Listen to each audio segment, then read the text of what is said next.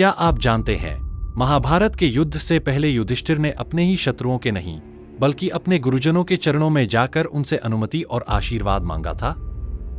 पर सोचने वाली बात है, युद्ध में आशीर्वाद किससे मांगा जाए, शत्रु से या गुरु से? और क्या सचमुच भीष्म और द्रोण जैसे महायोद्धा, जिनसे कोई भी जीत नहीं सकता था, उन्होंने स्वयं युधिष्ठिर को अपने वध का रहस्य बता दिया?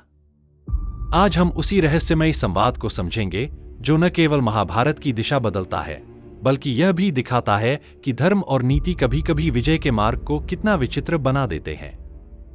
प्रसंग है महाभारत के भीष्म वध पर्व का, अध्याय 43, श्लोक संख्या 20 से 75। यहां यह बताना चाहूंगा कि गीता प्रेस से प्रकाशित महाभारत तृतीय खंड से सारे श्लोक लिए गए हैं और जैसा है उसे वैसे ही प्रस्तुत किया जा रहा है, ना कुछ जोड़ा गया है ना घटाया गया है। आप गीता प्रेस की मूल प्रति में जाकर मेरे दिए हुए श्लोकों की संख्या की पुष्टि कर सकते हैं। और मुझे कुछ नहीं कहना है। मेरा उद्देश्य ना किसी विचार से प्रभावित होना है, ना किसी तथ्य को तोड़ मरोड़ के पेश करना है। मेरा लक्ष्य है सत्य उजागर हो और लोग झूठ के गहरे कोहरे से बाहर आए। कथा आरंभ करते हैं। युद्ध का मंजर है। पांडव विजय सूचक पूर्वाभिमुख खड़े हैं, दूसरी तरफ कौरव सेना खड़ी है। अचानक युधिष्ठिर अपने शस्त्र को पृथ्वी पर रख देते हैं और शत्रु सेना की ओर चलने लगते हैं। भीम, अर्जुन, नकुल और सहदेव सब सहमे हैं। बड़े भैया यह क्या कर रहे हैं? किसी की समझ में कुछ नहीं आ रहा, क्या करे? सब युधिष्ठिर को समझा के थक गए। युधिष्ठिर चलते ही जा रहे हैं, बोलते कुछ नहीं। कथा के मूल श्लोक के अर्थों पर चलते हैं। संजय कहते हैं, राजन, भाइयों के इस प्रकार कहने पर भी कुरुकुल को आनंदित करने वाले राजा युधिष्ठिर उनसे कुछ नहीं बोले, चुपचाप चलते ही गए। तब परम बुद्धिमान महामना भगवान वासुदेव ने उन चारों भाइयों से हंसते हुए से कहा, इनका अभिप्राय मुझे ज्ञात हो गया है। ये राजा युधिष्ठिर भीष्म, द्रोणाचार्य, कृपाचार्य और शल्य, इन समस्त गुरुजनों से आज्ञा लेकर शत्रुओं के साथ युद्ध करेंगे। आखिर ऐसा क्यों? भगवान कृष्ण आगे बताते हैं। भगवान कृष्ण कहते हैं, सुना जाता है कि प्राचीन काल में जो गुरुजनों की अनुमति लिए बिना ही युद्ध करता था, वह निश्चय ही उन माननीय पुरुषों की दृष्टि में गिर जाता था। जो शास्त्र की आज्ञा के अनुसार माननीय पुरुषों से आज्ञा लेकर युद्ध करता है, उसकी उस युद्ध में अवश्य विजय होती है, ऐसा मेरा विश्वास है। बाण और शक्तियों से भरी हुई शत्रु की सेना में घुसकर भाइयों से घिरे हुए युधिष्ठिर तुरंत ही भीष्म जी के पास जा पहुंचे। वहां जाकर उन पांडुनंदन राजा युधिष्ठिर ने अपने दोनों हाथों से पितामह के चरणों को दबाया और युद्ध के लिए उपस्थित हुए उन शांतनुनंदन भीष्म से इस प्रकार कहा। अब यहां युधिष्ठिर और भीष्म का संवाद शुरू होता है। ध्यान से सुनिएगा क्योंकि कथा का सार इसी में छुपा है। युधिष्ठिर ने कहा, दुर्धर्ष वीर पितामह, मैं आपसे आज्ञा चाहता हूं, मुझे आपके साथ युद्ध करना है। तात, इसके लिए आप मुझे आज्ञा और आशीर्वाद प्रदान करें। भीष्म जी बोले। पृथ्वीपते, भरत कुलनंदन, महाराज, यदि इस युद्ध के समय तुम इस प्रकार मेरे पास नहीं आते तो मैं तुम्हें पराजित होने के लिए शाप दे देता। पांडुनंदन पुत्र, अब मैं प्रसन्न हूं और तुम्हें आज्ञा देता हूं, तुम युद्ध करो और विजय पाओ।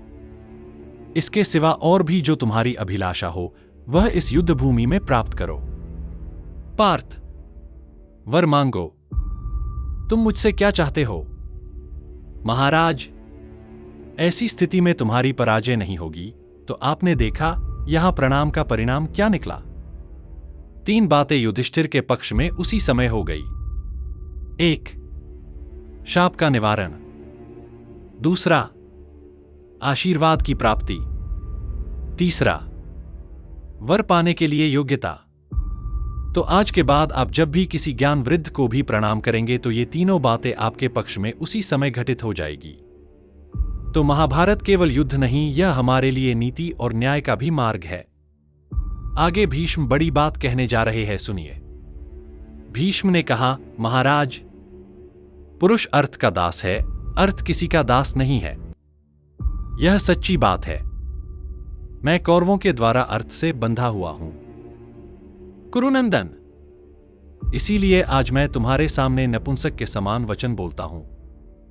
कौरव, धृतराष्ट्र के पुत्रों ने धन के द्वारा मेरा भरण पोषण किया है, इसलिए उनके साथ युद्ध करने के अतिरिक्त तुम और क्या चाहते हो, यह बताओ। ध्यान देने की बात है, भीष्म कितने महान थे। उन्होंने स्वीकार कर लिया कि उन्होंने युद्ध के लिए कौरव पक्ष का अन्यायपूर्ण चयन किया है। वे दुर्योधन का नमक खाने के कारण ही उसके दास हो गए हैं, उनका अपने जीवन पर अधिकार नहीं। भीष्म अपने पाप को कम करने के लिए कहते हैं, ऐ नपुंसक की भांति तुमसे पूछता हूं युधिष्ठिर, मैं तुम्हारे हित के लिए क्या करूं। दूसरी सीख भीष्म यह देते हैं कि मनुष्य पैसों का दास है, पैसा किसी का दास नहीं। मतलब जिसके पास धन है सब उसी के दास हो जाते हैं। फिर युधिष्ठिर ने पूछा। युधिष्ठिर बोले, महाबाहो, आप सदा मेरा हित चाहते हुए मुझे अच्छी सलाह दें और दुर्योधन के लिए युद्ध करें। मैं सदा के लिए यही वर चाहता हूं। भीष्म बोले, राजन कुरुनंदन, मैं यहां तुम्हारी क्या सहायता करूं? युद्ध तो मैं इच्छानुसार तुम्हारे शत्रु की ओर से ही करूंगा, अतः बताओ तुम क्या कहना चाहते हो। युधिष्ठिर बोले, पितामह, आप तो किसी से पराजित होने वाले हैं नहीं, फिर मैं आपको युद्ध में कैसे जीत सकूंगा। यदि आप मेरा कल्याण देखते और सोचते हैं तो मेरे हित की सलाह दीजिए। भीष्म ने कहा, कुंती नंदन, मैं ऐसे किसी वीर को नहीं देखता जो संग्राम भूमि में युद्ध करते समय मुझे पराजित कर सके। युद्धकाल में कोई पुरुष, साक्षात इंद्र ही क्यों न हो, मुझे परास्त नहीं कर सकता। युधिष्ठिर बोले, पितामह, आपको नमस्कार है। इसलिए अब मैं आपसे पूछता हूं, आप युद्ध में शत्रुओं द्वारा अपने मारे जाने का उपाय बताइए। तो यहां युधिष्ठिर पहले भीष्म से पूछते हैं, मैं आपको युद्ध में कैसे जीतूं। जब भीष्म नहीं बताते तो युधिष्ठिर खुल के पूछते हैं, पितामह, आप अपने मृत्यु का रहस्य बताए। क्योंकि भीष्म को इच्छा मृत्यु का वरदान था, उनका तो काल भी कुछ नहीं बिगाड़ सकता था। लेकिन भीष्म ने कहा, अभी इसका अवसर नहीं, फिर मेरे पास आना, मैं तुम्हें इसका उपाय बता दूंगा। फिर भीष्म बोले, बेटा, जो समरभूमि में मुझे जीत ले, ऐसे किसी वीर को मैं नहीं देखता हूं। अभी मेरा मृत्युकाल भी नहीं आया है, अतः अपने इस प्रश्न का उत्तर लेने के लिए फिर कभी आना। संजय बोले, कुरुनंदन।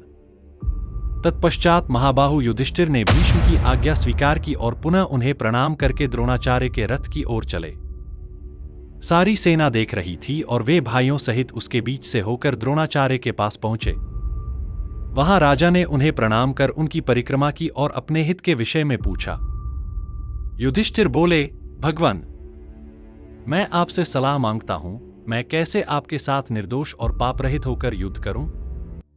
महाविद्वान, आपकी आज्ञा से मैं समस्त शत्रुओं को किस प्रकार जीतूं। द्रोण ने उत्तर दिया। द्रोणाचार्य बोले, महाराज, यदि युद्ध का निश्चय कर लेने पर तुम मेरे पास नहीं आते तो मैं तुम्हारी सर्वथा पराजय होने के लिए तुम्हें शाप दे देता। निष्पाप युधिष्ठिर, मैं तुम पर प्रसन्न हूं। तुमने मेरा बड़ा आदर किया। मैं तुम्हें आज्ञा देता हूं, शत्रुओं से लड़ो और विजय प्राप्त करो। महाराज, मैं तुम्हारी कामना पूर्ण करूंगा। तुम्हारा अभीष्ट मनोरथ क्या है? वर्तमान परिस्थिति में मैं तुम्हारी ओर से युद्ध तो कर नहीं सकता, उसे छोड़कर तुम बताओ क्या चाहते हो। पुरुष अर्थ का दास है, अर्थ किसी का दास नहीं है। महाराज, यह सच्ची बात है। मैं कौरवों के द्वारा अर्थ से बंधा हुआ हूं। इसीलिए आज नपुंसक की तरह तुमसे पूछता हूं कि तुम युद्ध के सिवा और क्या चाहते हो। मैं दुर्योधन के लिए युद्ध करूंगा, परंतु जीत तुम्हारी ही चाहूंगा। युधिष्ठिर बोले, ब्राह्मण, आप मेरी विजय चाहें और मेरे हित की सलाह देते रहें, युद्ध दुर्योधन की ओर से ही करें। यही वर मैंने आपसे मांगा है। द्रोणाचार्य ने कहा, राजन, तुम्हारी विजय तो निश्चित है, क्योंकि साक्षात भगवान श्री कृष्ण तुम्हारे मंत्री हैं। मैं तुम्हें आज्ञा देता हूं, तुम युद्ध में शत्रुओं को उनके प्राणों से विमुक्त कर दोगे। जहां धर्म है वहां श्री कृष्ण है, और जहां श्री कृष्ण है वहीं विजय है। कुंती कुमार, जाओ युद्ध करो। और भी पूछो, तुम्हें क्या बताऊं।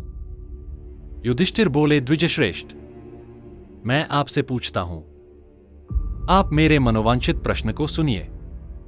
आप किसी से भी परास्त होने वाले नहीं हैं, फिर आपको मैं युद्ध में कैसे जीत सकूंगा। द्रोणाचार्य बोले, राजन, मैं जब तक समरभूमि में युद्ध करूंगा तब तक तुम्हारी विजय नहीं हो सकती। तुम अपने भाइयों सहित ऐसा प्रयत्न करो जिससे शीघ्र मेरी मृत्यु हो जाए। युधिष्ठिर बोले, महाबाहु आचार्य, इसलिए अब आप अपने वध का उपाय मुझे बताइए। आपको नमस्कार है। मैं आपके चरणों में प्रणाम करके यह प्रश्न कर रहा हूं। द्रोणाचार्य बोले, तात, जब मैं रथ पर बैठकर कुपित हो बाणों की वर्षा करते हुए युद्ध में संलग्न रहूं, उस समय जो मुझे मार सके ऐसे किसी शत्रु को नहीं देख रहा हूं। राजन, जब मैं हथियार डालकर अचेत सा होकर आमरण अनशन के लिए बैठ जाऊं, उस अवस्था को छोड़कर और किसी समय कोई मुझे नहीं मार सकता। उसी अवस्था में कोई श्रेष्ठ योद्धा युद्ध में मुझे मार सकता है, यह मैं तुमसे सच्ची बात कह रहा हूं। यदि मैं किसी विश्वसनीय पुरुष से युद्ध भूमि में कोई अत्यंत अप्रिय समाचार सुन लूं तो हथियार नीचे डाल दूंगा। यह मैं तुमसे सच्ची बात कह रहा हूं। मैं यही कहूंगा, गुरु बहुत उदार थे, उन्होंने अपनी मृत्यु का उपाय उसी समय युधिष्ठिर को बता दिया। धन्य है गुरु और उनकी कृपा। संजय कहते हैं, महाराज, परम बुद्धिमान द्रोणाचार्य की यह बात सुनकर उनका सम्मान करके राजा युधिष्ठिर कृपाचार्य के पास गए। उन्हें नमस्कार करके उनकी परिक्रमा करने के पश्चात वक्ताओं में श्रेष्ठ राजा युधिष्ठिर ने दुर्धर्ष वीर कृपाचार्य से कहा, निष्पाप गुरुदेव, मैं पाप रहित रहकर आपके साथ युद्ध कर सकूं, इसके लिए आपकी अनुमति चाहता हूं। आपका आदेश पाकर मैं समस्त शत्रुओं को संग्राम में जीत सकता हूं। कृपाचार्य बोले, महाराज, यदि युद्ध का निश्चय कर लेने पर तुम मेरे पास नहीं आते तो मैं तुम्हारी सर्वथा पराजय होने के लिए तुम्हें शाप दे देता। पुरुष अर्थ का दास है, अर्थ किसी का दास नहीं है।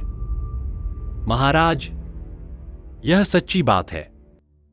मैं कौरवों के द्वारा अर्थ से बंधा हुआ हूं।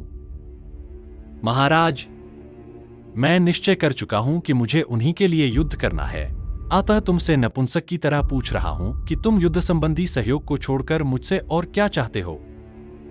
युधिष्ठिर बोले, आचार्य, इसलिए अब मैं आपसे पूछता हूं, आप मेरी बात सुनिए।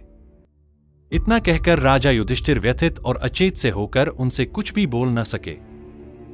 संजय कहते हैं, पृथ्वीपते, कृपाचार्य यह समझ गए कि युधिष्ठिर क्या कहना चाहते हैं, अतः उन्होंने उनसे इस प्रकार कहा, राजन, मैं अवध्य हूं। जाओ, युद्ध करो और विजय प्राप्त करो। नरेश्वर, तुम्हारे इस आगमन से मुझे बड़ी प्रसन्नता हुई है, अतः सदा उठकर मैं तुम्हारी विजय के लिए शुभकामना करूंगा। यह तुमसे सच्ची बात कहता हूं। तो यहां युधिष्ठिर ने कृपाचार्य से उनकी मृत्यु का रहस्य नहीं पूछा, क्योंकि वे अवध्य थे। तो मित्रों, आपने देखा, युद्ध भूमि में शस्त्रों से भी बड़ी शक्ति होती है आज्ञा और धर्म की। भीष्म और द्रोणाचार्य जैसे अपराजेय योद्धा, जिन्होंने शत्रु को हराना असंभव बना रखा था, स्वयं अपने अंत का मार्ग बता गए। भीष्म और द्रोण दोनों ने अपनी मुक्ति का मार्ग चुन लिया, क्योंकि उन्हें युद्ध में इंद्र भी नहीं पराजित कर सकते थे।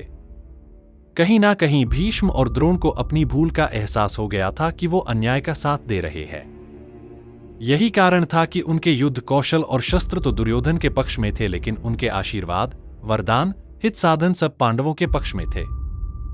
वे यह भी जानते थे, जहां धर्म है वही कृष्ण है, और जहां कृष्ण है वही विजय भी है। अगर आपको यह रहस्यमयी प्रसंग रोचक लगा हो तो वीडियो को शेयर करें, क्योंकि आने वाले वीडियो में हम महाभारत के और भी अनकहे रहस्यों से पर्दा उठाएंगे। जय हिंद, जय भारत, जय सनातन, जय श्री राम।